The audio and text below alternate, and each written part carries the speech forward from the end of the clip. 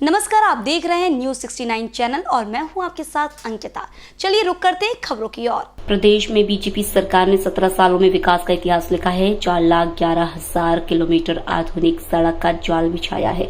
Hi tech express way का जाल भी बिछने जा रहा है। सिंचाई भी 47 लाख हेक्टेयर आज हो गई। 28,000 मेगावाट बिजली हमने उपलब्ध करवाई।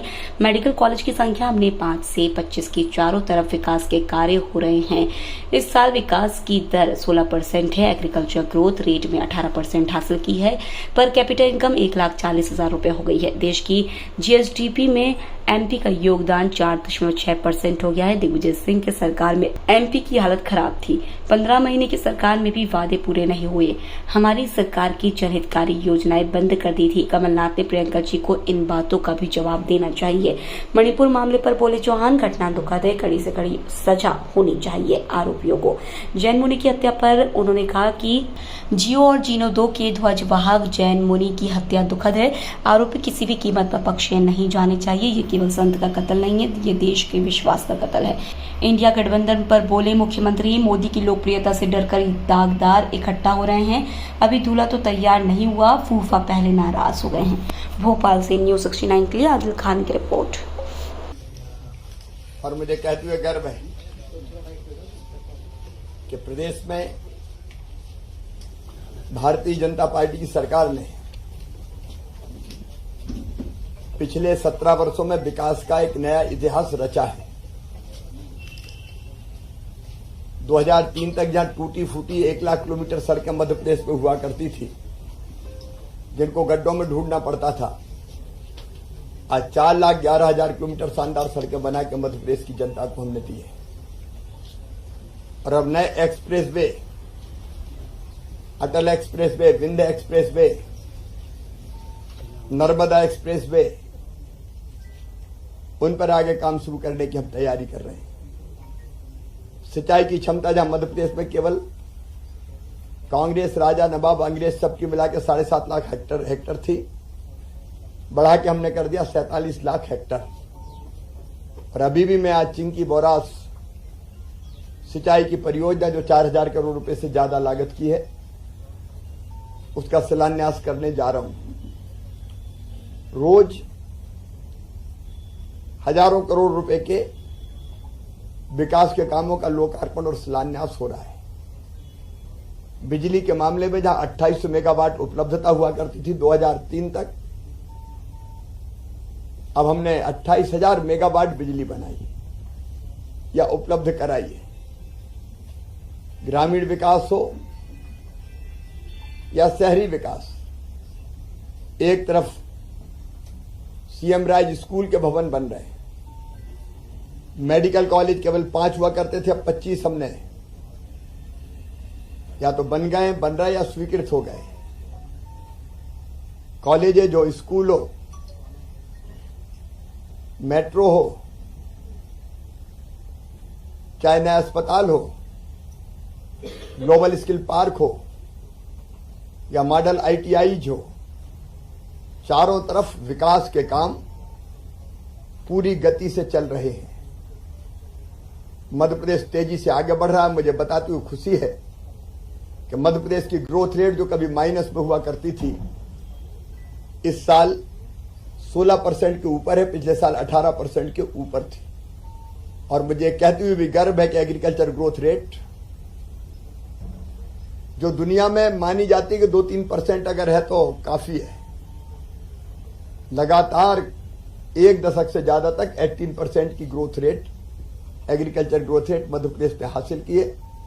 जहां 2003 तक केवल 100 मीट्रिक टन अन्न का उत्पादन होता था, आज 700 मीट्रिक टन अन्न का उत्पादन हो रहा है। पर कैपिटल इनकम जो केवल 11,000 रुपया हुआ करती थी, अब 1,40,000 रुपया हो गई है। अगर जीएसडीपी का साइज देखें, जो कभी 71,000 करोड़ था, आज बढ़ के 15 लाख करोड़ के आसपास पहुंच गया है। देश की जीएसडीपी में मध्य प्रदेश का योगदान पहले केवल 3% के आसपास हुआ करता था, आज 4.6% के आसपास पहुंच गया है। तो मध्य प्रदेश तेजी से आगे बढ़ रहा है, इसलिए हम विकास पर्व मना रहे हैं। प्रियंका की ग्वालियर दौरे का और वहाँ कुछ पोस्टर भी लगाए कि मुस्कुराइए आप मध्य प्रदेश में। मुस्कुराइए इसलिए मध्य प्रदेश में क्योंकि मध्य प्रदेश तेजी से आगे बढ़ रहा है। और याद कीजिए वो दिन जब 2003 तक श्रीमान बंटा ढार जी की सरकार हुआ करती थी, ना पानी ना बिजली ना सड़कें, और 1.25 साल वो भी याद कीजिए जब किए गए वादे निभाए नहीं गए।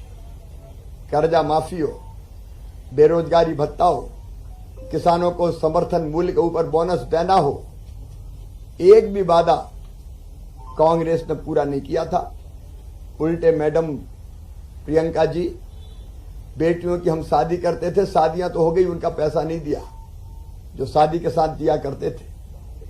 हम लोग बेगा भारिया शहरिया बहनों को 1000 रुपया देते थे हर महीने, कमलनाथ जी ने वो भी बंद कर दिया था। बेटा बेटियों को लैपटॉप देते थे, अच्छे नंबर लाते थे, हमारी वो योजना बंद की।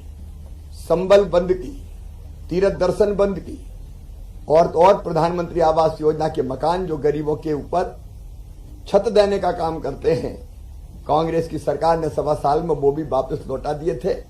और जल जीवन मिशन पे काम ही शुरू नहीं किया। तो जब प्रियंका जी आई हैं तो इन बातों का उनको जवाब देना पड़ेगा। सर, मणिपुर को लेकर के हंगामा लगा, बहुत दुखद है, दुर्भाग्यपूर्ण है, मन को तकलीफ और पीड़ा से भर देने वाली है। और वहां के मुख्यमंत्री जी ने कहा है, और देश भी ये चाहता है कि कड़ी से कड़ी कठोरतम दंड मिलना चाहिए। मुख्यमंत्री जी ने अपना संकल्प प्रकट किया है। भारत में गंगा गीता गायत्री है बेटियां, दुर्गा लक्ष्मी सरस्वती है बेटियां। इस देश ने सदैव बेटियों की पूजा की है। बेटियों के प्रति किसी तरह का भी अपराध अक्षम्य है, और कठोरतम दंड ही अपराधी जो है उसको तबाह करना ही एकमात्र उपाय है, वो होगा। सर, कर्नाटक में जैन मुनि की हत्या के बाद विरोध में बहुत दुखद है। अहिंसा परमो धर्मा, जियो और जीनो दो। उसके ध्वजवाहक जो हमारे जैन संत थे, उनके शरीर के टुकड़े टुकड़े करना ये क्रूरतम अपराध है। अपराधी किसी भी कीमत पर बख्शे नहीं जाने चाहिए। मैं कर्नाटक की सरकार से कहूंगा कि किसी भी कीमत पर अपराधी छोड़े ना जाए।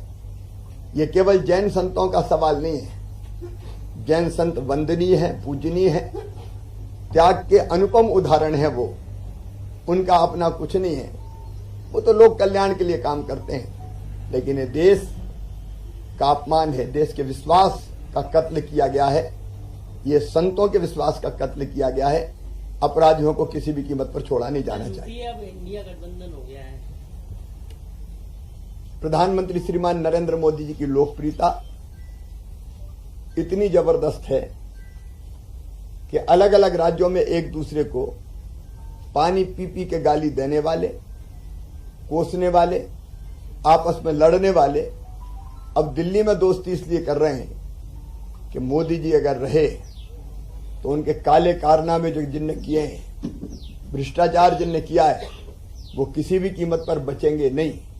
और इसलिए जो दागदार हैं वो सब इकट्ठे हो रहे हैं। प्रधानमंत्री जी के समर्थन की बाढ़ देख के एक पेड़ पे बैठने की कोशिश कर रहे हैं, लेकिन अभी दूल्हा तो तय नहीं हुआ, फूफा नाराज हो गए। आपने बीच में देखा होगा, कभी नीतीश जी ने कहा कि ये इंडिया मैं सहमत नहीं हूं, कभी लालू कुछ कह रहे हैं। तो अभी तो बिना दूल्हे की बारात में फूफा नाराज हुए हैं, कल क्या होगा। धन्यवाद।